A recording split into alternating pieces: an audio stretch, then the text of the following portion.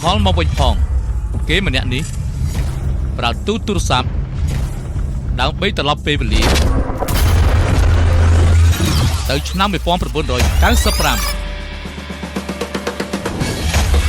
អាយ៉ាមកពីសម័យណាអ្នកសមមានស៊ីមកឲ្យអត់មានអាណាស៊ីគាត់ពុកម៉ែហើយរកចិត្តមែនទេម៉ែម៉ែស្អីឯងត្រឡប់ទៅសម័យតន្ត្រីរ៉ុកនេះគេ Modern Dog Barbie Why Not Seven Brown ហើយសម័យដែលមាននារីម្នាក់នេះ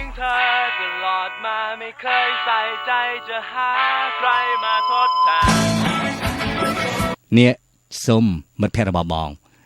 មករយៈនេះបងត្រូវត្រៀមខ្លួនប្រឡងបងគ្មានពេលបង្រៀនហ្គីតាអូនឯងនេះមើលទៅណា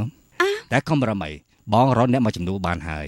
គេជាអ្នកលេងហ្គីតាដែលឆ្វេងដូចជា Kurt Cobain អញ្ចឹងណាបរិយាកាសល្អពោពេញទៅដោយភាពផ្អែមល្ហែមរឿងឯងនឹងសុំយ៉ាងម៉េចទៅហើយមើលស្អីគេគេប្រាប់ថាស្រឡាញ់ទៅចាសុំប្រសង្ហាมันមានស្អីទេគ្រាន់តែជជែកគ្នាពីចម្រៀងតាចម្រៀងស្នេហ៍មែនទេជាស្នេហាបែបឈូសស្លប់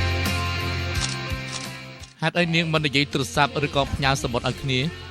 ខ្ញុំគិតថាវាមិនអាចបង្ហាញពីអារម្មណ៍ពិតបានខ្ញុំចេះចិត្តនិយាយទល់មុខគ្នាជាហើយវាខុសគ្នាត្រង់ណាខុសគ្នាព្រោះថាសរសេរគឺអាចកុហកបានតែថាខ្សែភ្នែកគឺកុហកមិនបាននោះទេហើយឥឡូវនេះមានអារម្មណ៍យ៉ាងម៉េចដែរបទចម្រៀងដែលបង្ហាញពីមនោសញ្ចេតនា